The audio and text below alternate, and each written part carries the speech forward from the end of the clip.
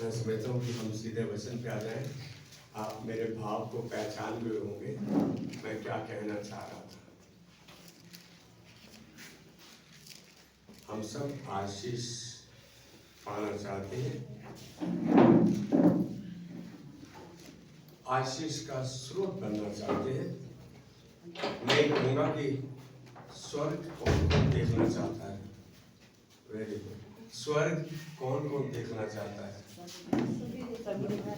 Very good, very good. तो मरना होगा तो जाए, क्योंकि मैं दूसरा पांच का कह रहा है कि परमेश्वर जब देह में अनुपस्थित थी, परमेश्वर के सामने उपस्थित थी। तो स्वर्ग में तो आप तभी जाओगे परमेश्वर के सामने जब आप इस संसार को छोड़ोगे। हम मरना नहीं चाहता मैं। हम सब आशीष चाहते हैं, आज्ञाकारी नहीं होना चाहता। ये हमारा कथन रहता है अपने हृदय में, मुंह से कहते हैं हम। आज एक बात बोलो, हम कितने यहाँ आके प्रचार करना चाहते हैं? बहुत है। और तकरीबन हर एक के हृदय में ये हार्दिक इच्छा है कि हम प्रचार करें, प्रचार करें। मैं एक बात क्यों कह रहा हूं? क्या आपने अपने आप को तैयार किया है? आप तैयार हैं? आज्ञाकारी हैं? परमेश्वर को पिछले हफ्ते वचन बांटा गया कि परमेश्वर आपके साथ हमेशा आपकी मदद करने को तैयार है, आपका साथ है। बिल्कुल सच बात है। कभी हमने देखा कि परमेश्वर को क्या भाता है? मैं वो करूंगा तो परमेश्वर को अच्छा लगेगा। जो परमेश्वर को भाता है, जिस चीज में उसकी रुचि है, मुझे क्या चाहिए ये मुझे पता है, परमेश्वर क्या चाहता है इसका जानना भी हमारे लिए जरूरी है। कितने पास्टर बनना चाहते हैं, कितने स्मार्ट बनना चाहते हैं। यहाँ कई लोग बहुत स्मार्ट हैं, कई लोग बहुत बुद्धिमान हैं। तो भाई कुछ अलग करो ना, कुछ नया करो। Do something new, do something different. करने के लिए तैयार है? पास्टर मैं नया करने के लिए, अद्भुत करने के लिए। यूहन्ना का 4था अध्याय खोलना नहीं है, मैं जब खोलना होगा तो बता दूंगा। एक समय आया जब फरीसियों ने सुना कि यीशु ने यूहन्ना से भी ज्यादा लोगों को, चेलों को बपतिस्मा दिया, और उसकी मशहूरी, उसकी साख बढ़ गई, बढ़ रही थी लगातार। ऐसा सुना, जबकि ये सही नहीं था। यीशु मसीह ने बपतिस्मा नहीं दिया, उसके चेलों ने दिया। जब यीशु को ये बात पता चली, बात हो रही थी तो पता चली, बात निकलेगी तो बहुत दूर तक जाएगी। जब यीशु को इस बात का पता चला, तब यीशु यहूदिया को छोड़कर गलील को चला गया। गलत बात लोग करेंगे तो क्या हम उस स्थान से उठकर चल पड़ते हैं? मुझे तो आदत हो गई है, नहीं चल पड़ते। निंदा, चुगली, गप, फालतू की बात करने को तैयार रहते हैं, बड़ा कान को तैयार रखते हैं, सुने उस बात को। अरे उठ के चल दो ना। कैसे चाहते हो प्रभु आपके साथ रहेगा? बिल्कुल रहेगा। वो तो फिर भी खड़ा रहता है, जेंटलमैन है, लेकिन हम ही उसका कहना मानने वाले नहीं। कहना माने, मैं आज ही कह रहा हूं। वो यहूदिया को छोड़कर गलील को चला। क्यों? ना तो गलत सुनना चाहता था और ना ही उस जगह पर रहना चाहता था जहां पर ऐसी बातें हो रही थी। हमारी सोसाइटी में एक छोटा सा ग्रुप लेता था मैं, और वो 1 घंटे का ग्रुप होता था। दूसरे जन थे, मतलब क्रिश्चियन थे। कई बार उन्होंने कहा कि पास्टर जैसे ही खत्म होता है आप उठ के चलते थे। 1 घंटे का समय हुआ, मेरी प्रार्थना की और चल दिया। बोला आप बैठो, थोड़ा बात करो, हमसे बात करो। मैं बोला क्या करूं आपके साथ? सोसाइटी के दूसरे बंदों की निंदा करूं, चुगली करूं? गलत बातें सुनूं, उनको शायद अच्छा नहीं लगा। लेकिन भाई आपको यीशु को यदि कॉपी करना है, यदि उसके जैसा बनना है,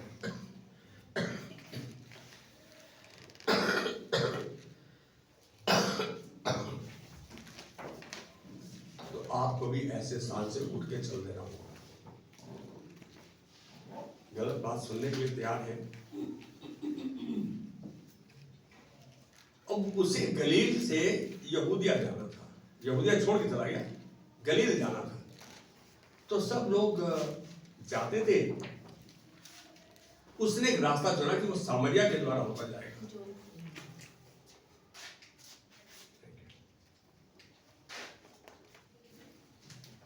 वो सामरिया से होकर जाएगा।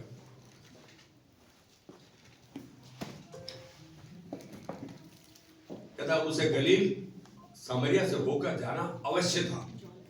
क्यों? इसलिए कि सभी फरीसी, यहूदी, सदूकी लोग सामरिया से कोई वास्ता नहीं रखते थे। इनको नीची जाति, शेड्यूल्ड कास्ट का दूंगा, शेड्यूल्ड ट्राइब का दूं, नीची जाति, इनको तुच्छ, व्यभिचारी, गंदे गंदे काम करना, वो ऐसा था उनको कि ये लोग ठीक नहीं है। लेकिन यीशु ने, वो लोग क्या करते थे, ये सामरिया है ना, तो ऐसे नहीं जाते थे, वो ऐसे होके जाते थे। उसके 2 किलोमीटर 3 किलोमीटर के आसपास के एरिया में जाते ही नहीं थे। कितनी अलग बात है। लेकिन यीशु ने चुनाव किया कि उसको सामरिया से होकर ही जाना है। इन लोगों को तुच्छ जाना जाता था, छोटा जाना जाता था। सब इनसे नफरत करते थे, इनसे दूरी बनाकर रखते थे, इनसे बातचीत नहीं करते थे, उनसे कोई संबंध नहीं रखते थे। कौन? यहूदी, सदूकी, फरीसीस, ये सब लोग। हद की बात है। उस गांव के आसपास से भी नहीं गुजरते थे, छुआछूत की बीमारी की तरह व्यवहार करते थे। हमारे घर में भी कब क्या वैसा था, हमारे घर में काम करने आते थे, मेवा अपना मग ले गया। मैं तब बाहर से आ चुका था, यीशु मसीह ने मुझे छुआ था, मेरे अंदर आग लग गई। मैंने माँ को बाद में बात की, तू चूड़ियां दे मल्ले पैदा हो जाती हैं तो तेरे को ऐसा बोला जाता तो कैसा लगता? कहती कैसे बात कर रहा तू? मैं बोला यार, यदि वो उस परिवार में पैदा हुई है तो वो आपका पूरा आपका गंध उठा रही है, तो आपसे तो बेहतर है। आप सोचो, महात्मा गांधी ने भी इस बात की पुष्टि की कि जो हमारा गंध उठा रहा है वो हमसे बेकार थोड़ी है, हम उसको नीचा समझ रहे। उनसे ऐसा व्यवहार करते थे। अब क्योंकि यहूदी, फारसी, सदूकी लोग सामरिया जाते नहीं थे, लेकिन यीशु ने यह रीति रिवाज का बंधन तोड़ा और उन सामरियों के गांव की ओर चल पड़ा। कोई नहीं जाता था उधर, उस रास्ते में, उस गांव की तरफ, उस स्थान की तरफ कोई जाता ही नहीं था, वो चल पड़ा। यीशु ने अद्भुत काम किया, नया काम किया। जितने धर्म के पंडित थे, ज्ञानी थे, उनकी सबकी बातों को काटता हुआ सामरिया पहुंच गया, सामरिया चल पड़ा। उस समय यात्रा के साधन बहुत ज्यादा नहीं थे, ज्यादातर पैदल ही यात्रा होती थी या घोड़े पे होती थी। अब क्योंकि यीशु चेलों के साथ था तो पैदल थे। दोपहर का समय था, तकरीबन 1 बजे के आसपास का समय था जब यीशु अपने चेलों के साथ सामरिया पहुंचा। यीशु सामरिया पहुंच गया। मालूम पड़ेगा बाकी लोग यहूदियों को मतलब बेकार है, तो इसको तो नियम का पालन करना नहीं आता, इसको तो हमारे बड़ों का जो आदर करना नहीं आता, उन्होंने ऐसा करा। अब 1 बजे का समय था, ये लोग पहुंच गए सामरिया। थके हुए थे चेले और यीशु, भूख का समय था। यीशु के चेले शहर चले गए खाने का सामान, भोजन लेने के लिए। यीशु वहीं पे एक कुआं था, याकूब का कुआं, तो उनके पुरखा याकूब ने वो कुआं बनवाया था, उस कुएं के आसपास बैठ गया। दोपहर का टाइम था। आपको शायद मालूम हो, गांव का कोई हो तो, कि गांव में पानी भरने के लिए कुएं पर यदि कोई जाता है, अब तो सबके घर में नलका आ गया, तो वो सवेरे या शाम जाती थी, औरतें जाया करती थी। यीशु वहां बैठ गया, लेकिन वहां दोपहर को एक स्त्री आई कुएं पे बर्तन लेके। अब क्योंकि यीशु कुएं के पास बैठा था, वहां थोड़ा आराम करने लगा। इस कुएं को आशीषित कुआं भी बोलते थे, याकूब ने दिया था। इतने में एक स्त्री आती है जो सामरी स्त्री है, सामरी है, वहां पानी भरने के लिए आती है दोपहर के टाइम में। अब दोपहर के टाइम में पानी भरने कौन आता है? बड़ी अजीब बात है। ज्यादातर स्त्रियां औरतें सुबह के समय में या शाम के समय पानी भरने के लिए आती थी कुएं पर, लेकिन यह स्त्री अकेली दोपहर में अकेली कुएं पर आई, इसलिए कि उसकी जो छवि थी, उसकी जो इमेज थी, उसकी जो साख थी, उसका जो चाल चलन था, वो अच्छा नहीं था। कि कोई मिल जाएगा तो अनुचित प्रश्न करेगा, बात पूछेगा, इसलिए उसने ऐसा समय चुना कि भाई कोई क्यों पूछे, मैं दोपहर के टाइम में जाऊंगी, कोई नहीं होता, वहां पे अपना पानी भर के आ जाऊंगा अपने घर। जरूरत तो थी। यूहन्ना 4:7-9 कोई पढ़ेगा? यूहन्ना रचित सुसमाचार 4 अध्याय 7-9। इतने में एक सामरी स्त्री जल भरने आई। यीशु ने उससे कहा, मुझे पानी पिला। हाँ, 7-9। क्योंकि उसके चेले तो नगर में भोजन मोल लेने गए थे। उस सामरी स्त्री ने उससे कहा, तू यहूदी होकर मुझ सामरी से पानी क्यों मांगता है? क्योंकि यहूदी सामरियों के साथ किसी प्रकार का व्यवहार नहीं रखते थे। पहली चीज तो यीशु मसीह जवान औरत के साथ बात कर रहा है, ये भी रीति रिवाज के विरोध में था, लेकिन यीशु मसीह ने उससे पानी मांगा। उसने साफ कह दिया, तू तो यहूदी है, अरे तू मुझसे पानी क्यों मांग रहा है? तुम्हारा तो हमसे कोई लेन देन नहीं है, कोई रिश्ता ही नहीं है, कोई तुम्हारा चलन नहीं है, तुम्हारे साथ कुछ तुम्हारा संबंध नहीं है, क्या हम ऐसा करेंगे? सोचो, यीशु ने नया बात की, अलग बात की, क्या हम ऐसा करेंगे? शायद हम होते तो हम भी नहीं करते। आज के युग में भी किसी को हम पसंद नहीं और हमें कोई पसंद नहीं, ये बात सच है। और कई हैं जिन्हें हम पसंद नहीं, कारण अनेक हैं, हमारी सोच, जाति, रंग, भेद, चलन, रीति रिवाज इत्यादि बहुत सी चीजें। मेरे को कोई बंदा पसंद नहीं है, मैं उसके पास जाएगा? नहीं जाएगा। वेरी गुड, तेजी बिल्कुल ठीक है। उसी के पास जाना बनता है मेरा, यदि कुछ अलग करना चाहता हूँ, उसी के पास जाना बनता है। हम तो कह रहे हैं, अरे ये तो मेरे को देख के राजी नहीं, मेरे से बकवास करता है, उसी के पास जाए।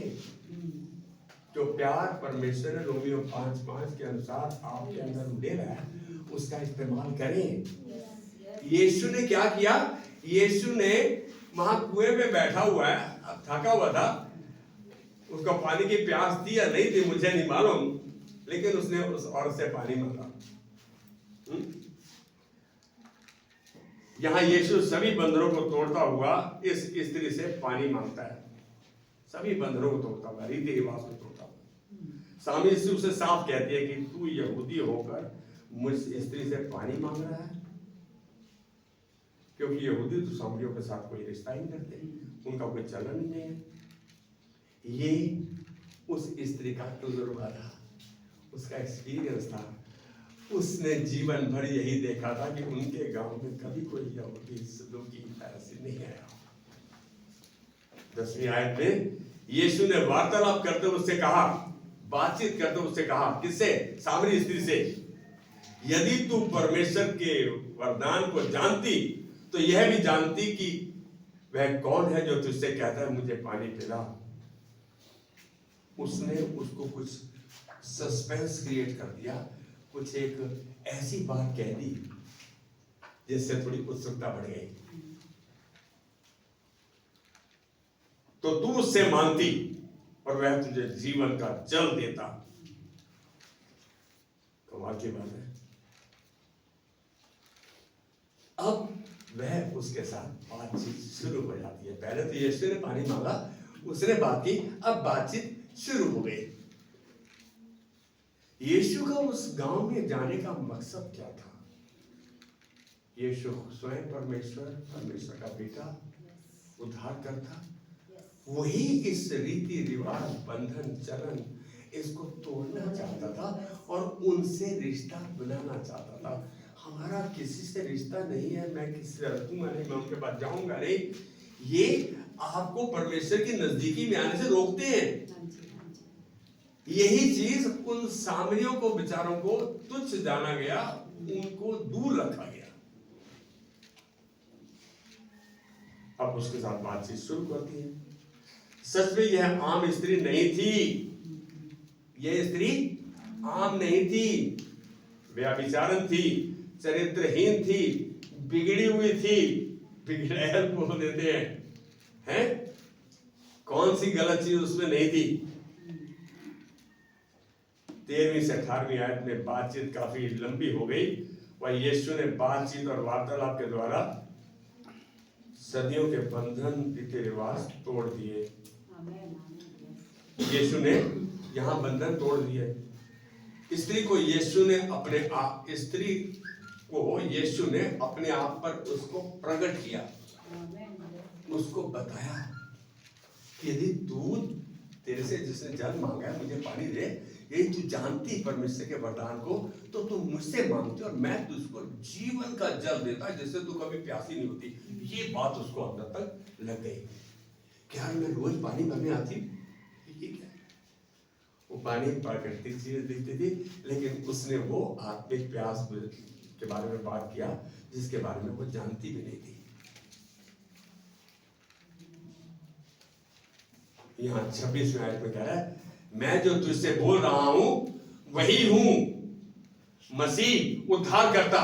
वो कह रही ये तो कोई, उसने इस वार्तालाप के बीच में यीशु मसीह ने उसको बताया उसके बारे में। पूछा, बोला अपने पति को लेके आ। बोलते मेरा पति, करे हाथ जुड़े, 5 पति किए हैं, तेरा कोई पति नहीं है। आप अंदाजा लगाओ, उसने उसका भविष्य बता दिया, उसका पास बताया, अतीत बताया। उसको अचंबा हो गया, ये मेरे बारे में जानता है, सच में ये कोई भविष्यवक्ता है। उसने कहा मैं वही हूं, मैं वही हूं जो तुझसे बोल रहा हूं, मसीह। उसको मानता मसीहा आएगा, उद्धार करता आएगा। अभी ये बातचीत कर रहे थे, उसी समय चेले आ गए। चेले मेरे जैसे थे, मंजुला जैसे थे, मनमीत जैसे थे, अपर्णा जैसे थे। मैं नाम क्यों भूल जाता हूँ, तो उम्र की ऐसा दिख रहा है। चेलों ने कहा, ओए गुरु लोडिया से बात कर रहा है, और से और स्मार्ट है, ऐसी बात नहीं है, यंग है, कुछ चक्कर है।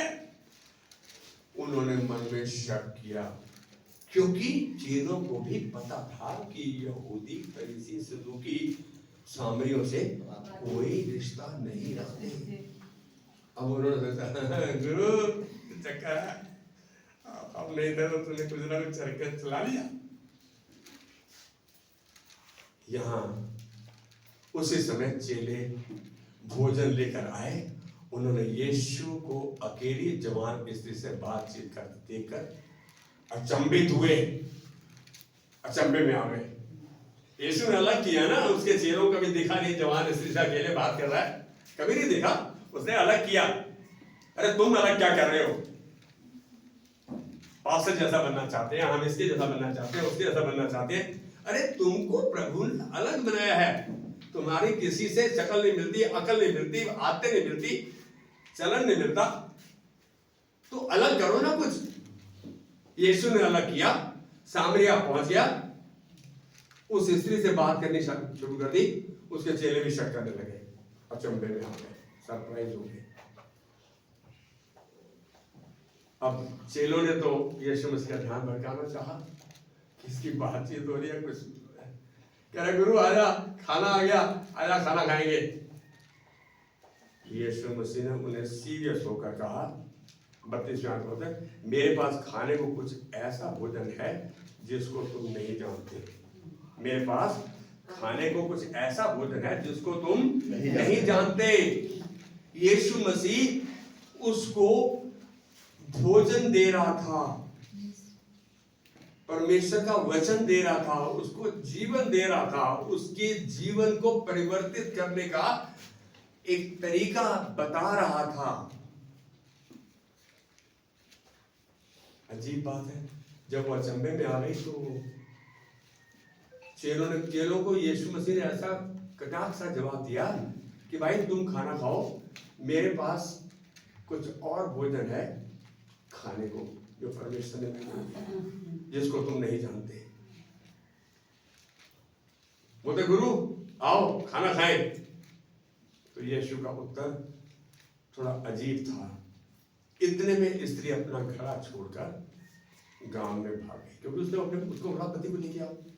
उसको तो ये लग गया कि तुम मेरे बीते हुए समय को और आने वाले समय को बता रहा है, और ये तो भविष्यवक्ता लगता है। मैं अब ऐसा बात बताओ, ऐसे गांव में ऐसी स्त्री जो 5 पति कर चुकी हो, उसकी कोई बात सुनेगा? लुच्ची है, लफंगी है, ऐसे ही है, ऐसे ऐसे शब्दों का इस्तेमाल करेंगे। हम कितनी बार दूसरों की निंदा करते हैं, अपनी जुबान को नहीं रोकते। सबसे खतरनाक पुर्जा है आपकी देह में, बेना हड्डी के, बोल देती है और जूती से खाता है। यहां हम देख रहे हैं कि वो औरत गांव में भाग गई। भाग कर जाकर उसने लोगों को बताया, अरे मैं एक शख्स से मिली हूं बाहर, उसने मेरा सब कुछ बता दिया बीते हुए समय का, मुझे भविष्यवक्ता लगता है, मुझे तो ऐसा दिखता है। उसने जाकर बताया। ऐसी औरत की, ऐसी लड़की की कोई बात सुनेगा? कोई सुनेगा भी नहीं, मानेगा भी नहीं, और उस पर विश्वास भी नहीं करेगा। लेकिन अचंबा होने की बात यह है कि उसने कहा, लोगों ने मान लिया, लोग गांव से बाहर आ गए। क्यों? पूछो प्रश्न, क्यों मान लिया? ये तो बड़ी बेकार थी। अरे क्योंकि प्रभु का वचन उसके पास पहुंचा था और प्रभु के वचन को उनको दे रही थी। प्रभु ने उसको, हम क्या कहते हैं यार, मैं बहुत अच्छे चरित्र का नहीं, मेरे विचार अच्छे नहीं, मैं अच्छा नहीं, हम ये महसूस करते हैं कि हम गिल्टी, दोषी महसूस करते हैं। लेकिन प्रभु ने तो पापियों को चुना और उन्हें इस्तेमाल किया। उसने किसी पवित्र बंदे को या धर्मी बंदे को नहीं चुना, पापियों के लिए आया। हम भी देखें जिसकी समस्या बड़ी है उस तक पहुंचे, उसके लिए पहले प्रार्थना करें, लेकिन उसके साथ साथ खुद अपने आप को प्रभु के वचन के प्रति आज्ञाकारी बनाए। आज्ञाकारी तब बनाओगे जब जानोगे, जब पढ़ोगे, जब सुनोगे। कहता है जो सुन लेगा वो समझ लेगा, जो समझ लेगा वो कर लेगा।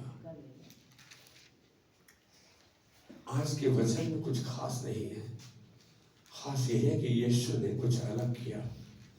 यीशु सामरिया से होकर गया, जो कि उनके पुरखा, उनके बड़े, उनके धर्म के पंडित, उस समय के पुरोहित, वो लोग नहीं जाते थे, उन्होंने इनको अलग कर रखा था। आज भी आप ऐसी परिस्थिति में जाओगे, कोई बेचारा गांव का सा शादी में आ जाए, उसके साथ बात ही नहीं करे, कोई गगड़ मगड़ है। कहाँ हम अद्भुत बात, अलग काम करने को राजी हैं। कह रहा कि उसने, उस स्त्री ने गांव में सभी को बताया यीशु के बारे में। तकरीबन सारा गांव, जो मैंने एक डीप स्टडी की, इसकी गहराई मिल गया, 95% गांव आ गया। जिस स्त्री को घृणा से सब देखते थे, उसके कहने पर चमत्कार हो गया। आप देखो, कोई उसको बात करके राजी नहीं होगा, कोई उसको अपने पास बिठा के राजी नहीं होगा, पता नहीं मेरे साथ कुछ कर दे, हैं?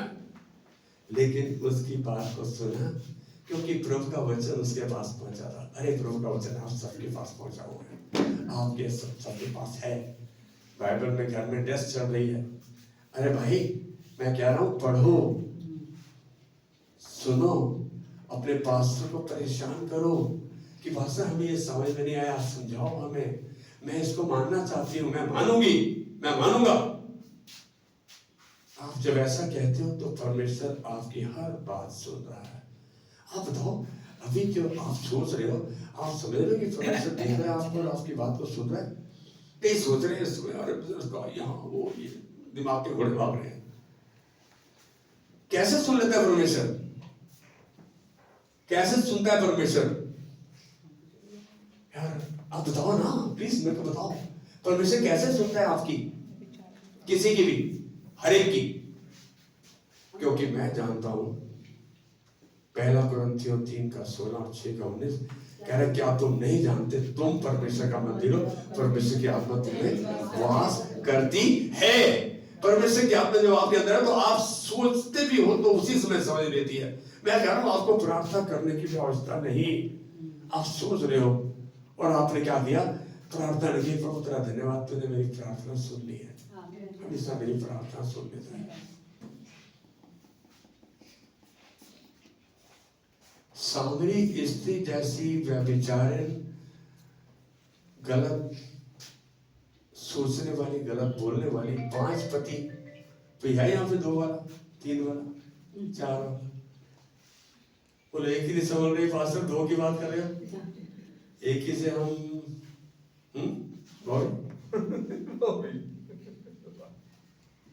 का नाम भी ले सकता है, देख के तो बड़ी मन करता है भाई, ये वाली स्त्री मेरे को मिल जाए, ये मेरी पत्नी होती। अरे सबके सब तुम व्यभिचारी हो, क्यों झूठ बोलते हो? चाहे औरत हो, लड़की हो, सभी बोलते हैं मेरा पति ऐसा होता है ना, ऐसा चाहिए था। अरे यार ये होता कितना मजा आया था, कितना अच्छा होता। और जो हो रहा है, जो है, उसको हम, अरे जानती हो तुम कैसे हो, क्या हो, देख लिया तुम्हें, कितनी बार सुन लिया।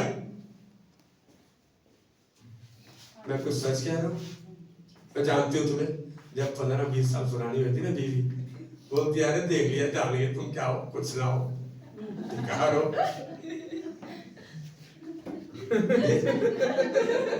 सच इनके पास है, लेकिन मान के राजी नहीं है। नहीं प्रभु, मैं बड़ा पवित्र हूं, मैं किसी दूसरे की तरफ देखता नहीं। इसने देखा नहीं, पकड़ लिया, चाहे वो अपनी लालसा, अपनी इच्छा पूरी करने के लिए। और जब प्रभु ने इसको पकड़ लिया तो प्रभु ने अपनी इच्छा इसके अंदर, इसके द्वारा पूरी कर ली। कि उस गांव में सुसमाचार पहुंच गया। अरे यार, आप परमेश्वर के हाथ में हो, उसके आज्ञाकारी हो जाओ, उसकी बात को सुनो, समझो, देखो और प्रण कर लो, दाऊद की तरह। दाऊद 119 का 106 में कहता है प्रभु मैंने शपथ खा ली है कि मैं तेरे धर्म में नियमों का पालन करूंगा, तेरी बात पे आज्ञाकारिता से चलूंगा। ये था दाऊद का निर्णय। ऐसी चीजों ने दाऊद को परमेश्वर के हृदय का व्यक्ति कहलाया। अरे इतने भजन, इतनी स्तुति, प्रशंसा, उपासना, इतने, मैं कह रहा हूं कौन किसको थैंक यू भी बोलता है बगैर किसी बात के? दाऊद को देखो, है मेरे मन यहोवा को धन्य कहे, जो कुछ मुझ में है उसके पवित्र नाम को धन्य कहे, है मेरे मन यहोवा को धन्य कहे। मैं एक बात यहाँ कह रहा हूं, वो स्त्री धन्य हो गई। यीशु ने बात की, यीशु आप सबसे बात करता है, आप सबसे सुनते हैं उसकी बात, लेकिन हम हैं कि प्रभु मैनू कौन बदलेगा? मैं आज एक बात बोलूं, आप सोचो खाली, नहीं प्रभु अब मैं वैसा नहीं रहना चाहता, रहना चाहती जैसे पहले थी। आप प्रभु मैं वो करूंगी जो तू चाहता है। मैं उसके अलावा वो कदम उठाऊंगी जो नया हो, अद्भुत हो, डिफरेंट हो, अलग हो।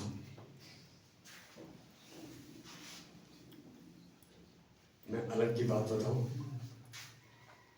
पिंकी तेरे घर खाने के लिए आ रहा हूँ, क्या खिलाएगी? ये झूठ बोल रही है, ये वो खिलाएगी जो सबसे अच्छा बनाना जानती है। इसने पास्टर से पूछना नहीं, पास्टर को चिकन, पनीर, दाल मखनी और ये और वो, और यदि पूछ लेती तो बोलो मैं हरी तोरी खाऊंगा। बोलो ये भी कोई खाने की चीज है? मेरे कहने का मतलब समझो, हम अभी तक सेवा करने आए हैं लोगों की अपनी इच्छा के अनुसार, अपनी पसंद के अनुसार। अरे उससे पूछो यार, हम वो बनाएंगे जो तुम कहोगे, थोड़ा सा अलग हो जाएगा। मैं एक उदाहरण दिया हूं इसलिए कि आज का जो सुसमाचार है, do something new, something different, कुछ नया, कुछ अलग करो। अरे प्रभु यही चाहता है, उसने आपको नया व्यक्ति बनाया है और हम वही रिपीट कर रहे हैं। प्रभु जैसा पास्टर ने काम तो वही करेंगे। अरे उसके वचन में देखो ना क्या नया, किसने नया किया? नया किया शैद्रक, मेशक, अबेदनगो ने। नया किया दानियल ने, कि प्रभु का कहना माना। आप नया करो ना। सबसे नया बात तो यह नहीं, प्रभु आपसे झूठ नहीं बोलूंगा, घमंड से नहीं देखूंगा, और मैं तेरा कहा मानता जाऊंगा, चाहे परिस्थिति कैसी भी हो, चाहे मैं नहीं भी कर सकता हूं तो भी करूंगा इसको। सबसे अद्भुत तो यही है, यही नहीं कर पा रहे हम। सच बोल रहा हूं मैं। जॉब पे होते हैं 1 मिनट 1 सेकंड लगाते हैं, झूठ बोलते हैं। तो ट्रैफिक था जी, लेट हो गई थी। किसको अनुशासन पसंद है? परमेश्वर को अनुशासन बहुत पसंद है, डिसिप्लिन बहुत पसंद है। निर्णय ले लें आज कि नहीं प्रभु, अब मैं जो मर्जी हो जाए तेरे भवन में विलंब नहीं करूंगा, नहीं होगा। मालूम है, मेकअप तो करती हूँ लेकिन मेकअप के कारण लेट हो जाती हूँ। मेरी बात समझ रहे हो? मैं एक अलंकृत भाषा बोल रहा हूँ, रस छंद अलंकार, मुझे हिंदी का ज्ञान अच्छा है।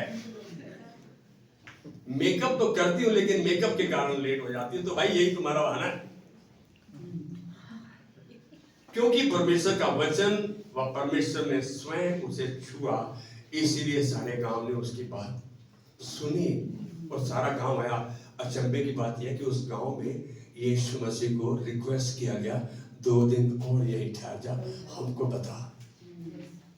आप अंदाजा लगाओ, आप अलग करोगे, लोग आपको अपने पास बिठाएंगे, तब आपको मौका मिलेगा प्रभु की बात, प्रभु के हृदय को, उसके वचन को, उसके प्यार को बांटने का। प्रभु कुछ अद्भुत करना चाहता है, नया करना चाहता है। मैं कह रहा हूं, मुझे एक बंदा, मैं हैदराबाद में गया, मुझे सत्ती की मम्मा बिल्कुल पसंद नहीं है। मैं एक उदाहरण दे रहा हूं, मैं जाऊं, उससे प्यार करूं, उसको आशीष करूं, उसको करूं, बोलूं मैं तेरे से बढ़कर मेरे लिए कौन है? क्या बेफासी शब्द है? क्या मैं अलग करने जा रहा हूं? मैं सत्ती से हल्का सा बांट रहा था। सत्ती को मालूम है, सत्ती का प्रभु ने बहुत अच्छा मकान, बहुत अच्छी कोठी, पैलेस बैंगलोर। सत्ती के पास ने कहा कि हमें नहीं मालूम था इतना अच्छा मैंशन परमेश्वर सत्ती को देगा। सत्ती के पास ने कहा, इसको नहीं मालूम है। मैंने सत्ती को बोला, ये कुछ परिवार हैं, इनको जब हैदराबाद जाएगा, मैं शायद कब जाऊंगा कब नहीं जाऊंगा, मैं बोला इनको स्पेशल खाने पे लेके जाना, चाहे 8,000 10,000 कुछ लगे, खिलाओ उनको, अलग करो ना। वो लोग वाइस प्रेसिडेंट HSBC, समझे नहीं, अच्छे, उसका हस्बैंड टॉप पोजीशन पे, अच्छे पिड़े चुड़े। मैं बोला वही 10-12 हजार जो खर्च कर रहे हैं। मेरे दिमाग में आया, अरे तू अमीर, कितना अमीर है, कितना परमेश्वर, पता है हमको प्रभु देगा तो हम तेरा दशमांश देंगे। मैं कह रहा हूं, जो कुछ तुम्हारे पास है उसका तो देना शुरू करो। टाइम, टैलेंट, एनर्जी, जो आपका 10 रुपए एक का सिक्का डालो। किसने कहा? मेरे को एक बार मैंने अपने बड़े पास्टरों को क्या सुना, लोग बोले चेन नहीं डाला करें। अरे भाई, आदत तो 1 रुपए से शुरू होगी। आदत एक दिन में नहीं बनती, आदत सालों साल लग जाते हैं बनने में। और ये आदत जब परमेश्वर कहना मानने की आदत शुरू करना है आपको। Good work which God has begin, परमेश्वर ने ये भला काम आपके अंदर आज शुरू किया है तो वो संपन्न करेगा, वो मदद करेगा, आपकी हाथ पकड़ के लेके चलेगा आपको। मैं इस वचन के साथ इसको हल्का सा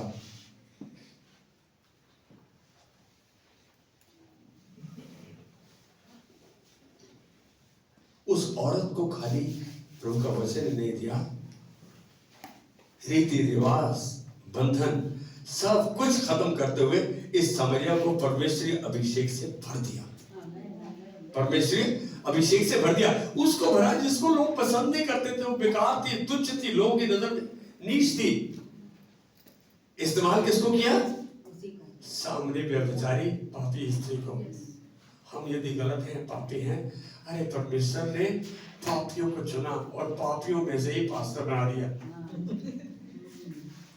मैं कोई दूध का धुला नहीं, लेकिन अब प्रभु का धन्यवाद देता हूँ कि अब दाऊद के साथ मिलकर यही कहता हूँ, सुबह प्रभु तुझसे वादा करता हूँ, शपथ खाता हूँ कि तेरे तरफ में नियमों का पालन करूंगा।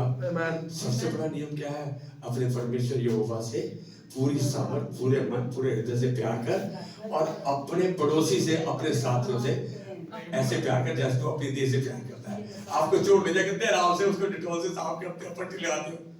दूसरे के लिए हमारे पास वो प्यार नहीं है, हम फटाफट फर्क दिखाते हैं। कोई आ जाए आपके घर में, सर्व हिम द बेस्ट, जो सबसे उत्तम है वो सर्व करो। मुझे अच्छा नहीं लगता कि हम दूसरे के सामने खाली बिस्किट रखें और खुद काजू पिस्ता बादाम खाएं। दूसरे को खिलाओ ना। अलग करना चाहते हो तो ये अलग करो।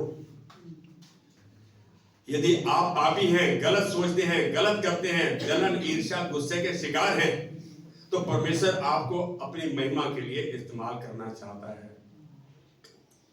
सामरी स्त्री को महिमा का पात्र, वचन का हिस्सा बना दिया प्रभु ने। आप खुश हो जाओ कि प्रभु के वचन को ध्यान से सुनो, समझो, आज्ञाकारी हो जाओ। वह आपका दामन थामने के लिए तैयार है, आपका हाथ पकड़ के ले जाने के लिए तैयार है। आपके साथ हर स्थान पे जाएगा वो। आपसे एक ही चीज चाहता है, आखिरी वचन यशाया 1:19, यदि तुम आज्ञाकारी होकर मेरी मानो तो इस देश के उत्तम उत्तम पदार्थ खाओगे। उत्तम, सब चीजें उत्तम, सब चीजें तुम्हें द बेस्ट मिलेगी। यदि ना मानो और बलवा करो, ये नहीं चलने देता कोई, तलवार से मारे जाओगे। तलवार क्या है? ये आपका तलवार क्या है? यहाँ पे, यहाँ पर आपके घर में अशांति, आपके मन में हेरा फेरी, डिसऑनेस्टी, बेईमानी, मैं कहूँगा कि हमारा गलत चरित्र, गलत सोचना, दूसरे के बारे में निंदा करना, ईर्ष्या, जलन, वैर, ये सब चीज प्रभु को नहीं भाते। मैं कहूँगा कि कैन यू से आमेन विद मी? कुछ अलग करिए यीशु की तरह, कुछ अलग करिए दानियल की तरह, कुछ अलग करिए शायद की तरह, कुछ अलग करिए एस्तर की तरह, कुछ अलग करिए अब्राहम की तरह, कुछ अलग करिए मूसा की तरह। महलों में रहने के लिए एंटाइटल था, लेकिन फिर भी उसने चुना कि वो सेवा करेगा, छोड़ दिया उसने महल। हम आज लालच में वहीं फंसे हुए, वहीं दबे हुए हैं, लेकिन आज आंखें बंद करेंगे। प्रभु तेरा धन्यवाद, ये तेरे बच्चे हैं प्रभु, जो तूने अपने दास के हृदय पे डाला कि कुछ अलग करो, कुछ नया करो। प्रभु आज तेरा दास धन्यवाद देता कि तूने इनके मन की आंखों को खोल दिया, उनको वो अलग तरीका, अलग तौर तरीका, अलग चलन दे दिया है तेरी आज्ञाकारिता का। हम इनके अंदर, इनके द्वारा प्रभु तेरी महिमा को देख रहे हैं, क्योंकि तो विनती अपने दास के मुख से निकलने से पहले सुन चुका है। हम इनके अंदर तेरी महिमा को देख रहे हैं, यीशु मसीह के नाम में, आमीन, आमीन। अब हमारे पिता का प्रेम, यीशु मसीह का अनुग्रह और पवित्र आत्मा की सहभागिता जो उसने हमारे अंदर छोड़ी है, अनंत काल तक हमारे साथ बनी रहे। कैन यू से आमीन?